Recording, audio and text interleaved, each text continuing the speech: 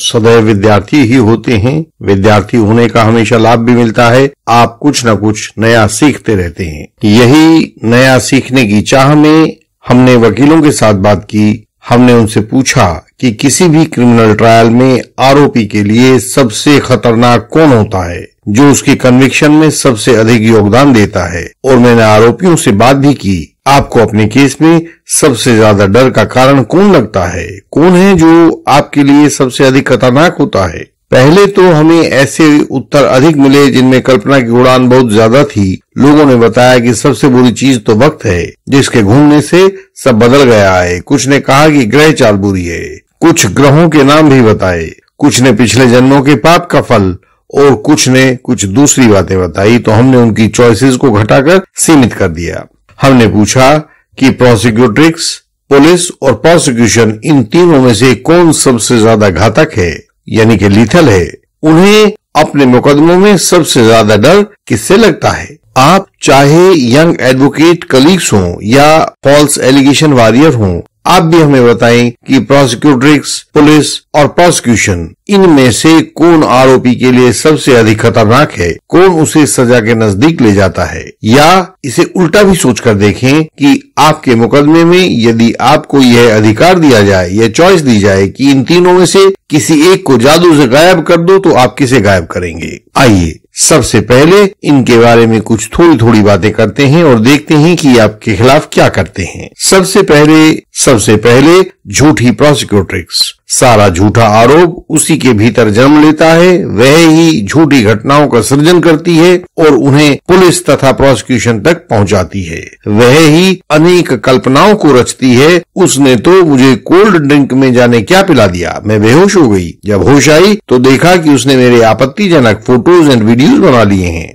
आरोपी जिसने कभी मक्खी भी नहीं मारी होती, उस पर आरोप लगाए जाते हैं कि उसने मुझे धमकी दी कि यदि किसी को बताया तो तेरे परिवार वालों को जान से मार दूंगा। और इस धमकी से वह प्रोसिक्यूट्रिक्स सभी केसेस में इतना डर जाती है कि वर्षों और महीनों तक बिना किसी को बताए चुपचाप गुजार देती है। हमारे पास एक वर्तमान में चल रहा केस है, अतः विवरण को बदल कर बताएंगे कि छत्तीसगढ़ में एक प्रेमिका ने घर से दूर जाकर विवाह कर लिया। वहां के हाई कोर्ट के सामने यह गुहार लगाई कि मेरे और मेरे पति की रक्षा की जाए। हाई कोर्ट ने उन्हें रक्षा प्रदान की। वे दोनों पति पत्नी की तरह साथ रहते रहे। लड़की के पिता ने एक केस दर्ज करवा दिया कि लड़का उसको बहला फुसला कर ले गया है, अब उसको कहीं बेच देगा। जब उन पति पत्नी के साथ रहते हुए उन दोनों को पकड़ा गया तो पुलिस ने उस लड़की को मजिस्ट्रेट साहब के सामने पेश किया। वहां उसकी स्टेटमेंट अंडर सेक्शन 164 सीआरपीसी हुई। उस बयान में उस लड़की ने बताया कि मैंने मर्जी से शादी की है, इसमें लड़के का कोई दोष नहीं है। पूरी रस्मों और रिवाजों के साथ शादी कर दी जाए, इसके लिए उस लड़की को परिवार वालों के साथ भेज दिया गया। कुछ महीनों के बाद जब कोर्ट के सामने बयान हुए तो वह लड़की बोली कि लड़के ने धमकी दे रखी थी कि तेरे माँ बाप व भाई को मार दूंगा, इसलिए मैंने मजिस्ट्रेट साहब के सामने झूठे बयान दिए। इस लड़के ने जबरदस्ती मेरे साथ गलत काम किया है, मेरी इच्छा के विरुद्ध किया है। यह सब चल रहा है और प्रोसिक्यूट्रिक्स, इस जैसी प्रोसिक्यूट्रिक्स इंसाफ पाने के लिए लगातार जद्दोजहद कर रही हैं। कहीं पर कुछ भी उनसे कहलवा लो, पर उन्हें उनकी पसंद का इंसाफ दे दो। अब पुलिस की बात करते हैं।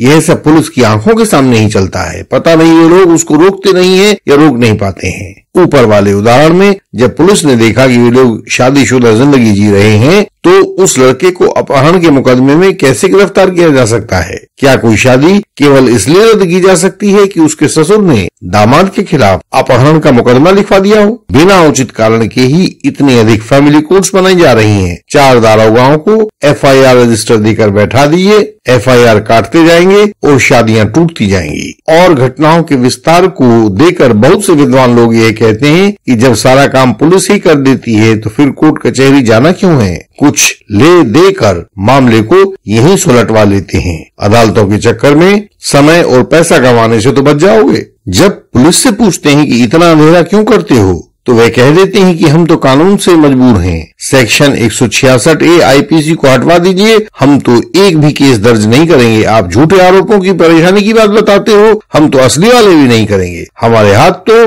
कानून से बंधे हुए हैं, पहले हमारे उन हाथों को कानून से खोल तो दो।